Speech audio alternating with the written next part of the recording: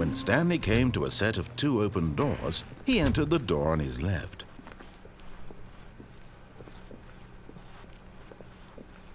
Yet there was not a single person here either. Feeling a wave of disbelief, Stanley decided to go up to his boss's office. Coming to a staircase, Stanley walked upstairs to his boss's office. But Stanley just couldn't do it. He considered the possibility of facing his boss. Admitting he had left his post during work hours, he might be fired for that. And in such a competitive economy, why had he taken that risk? All because he believed everyone had vanished? His boss would think he was crazy. And then something occurred to Stanley. Maybe, he thought to himself, maybe I am crazy.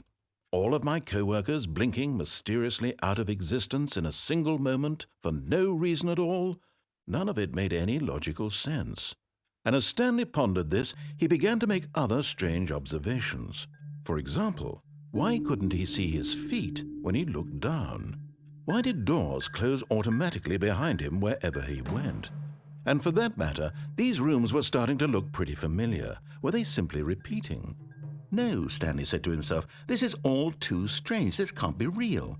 And at last, he came to the conclusion that had been on the tip of his tongue. He just hadn't found the words for it. "I'm dreaming!" he yelled. "This is all a dream." Oh, what a relief Stanley felt to have finally found an answer, an explanation. His co-workers weren't actually gone. He wasn't going to lose his job. He wasn't crazy after all. And he thought to himself, I suppose I'll wake up soon. I'll have to go back to my boring real-life job pushing buttons. I may as well enjoy this while I'm still lucid. So he imagined himself flying and began to gently float above the ground. Then he imagined himself soaring through space on a magical starfield, and it too appeared. It was so much fun, and Stanley marveled that he had still not woken up. How was he remaining so lucid? And then perhaps the strangest question of them all entered Stanley's head. One he was amazed he hadn't asked himself sooner. Why is there a voice in my head dictating everything that I'm doing and thinking? Now the voice was describing itself being considered by Stanley, who found it particularly strange. I'm dreaming about a voice describing me, thinking about how it's describing my thoughts, he thought.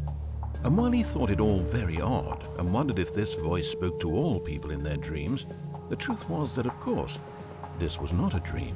How could it be? Was Stanley simply deceiving himself, believing that if he's asleep, he doesn't have to take responsibility for himself?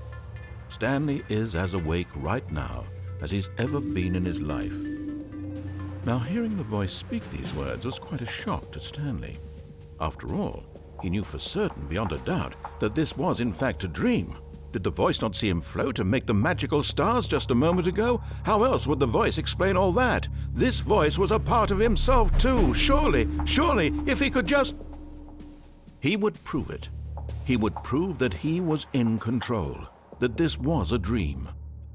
So he closed his eyes gently, and he invited himself to wake up. He felt the cool weight of the blanket on his skin, the press of the mattress on his back, the fresh air of a world outside this one.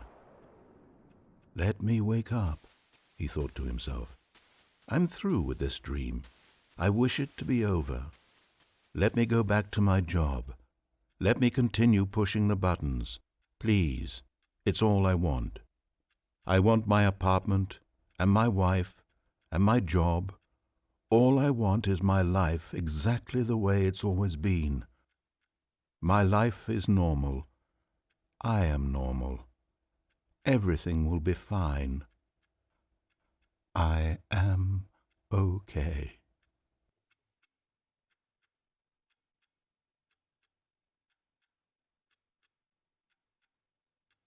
Stanley began screaming. Please, someone, wake me up. My name is Stanley. I have a boss. I have an office. I am real. Please, just someone tell me I am real. I must be real. I must be. Can anyone hear my voice? Who am I? Who am I? And everything went black.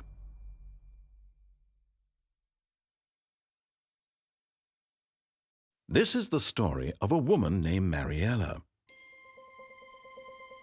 Mariella woke up on a day like any other. She arose, got dressed, gathered her belongings, and walked to her place of work. But on this particular day, her walk was interrupted by the body of a man who had stumbled through town talking and screaming to himself, and then collapsed dead on the sidewalk.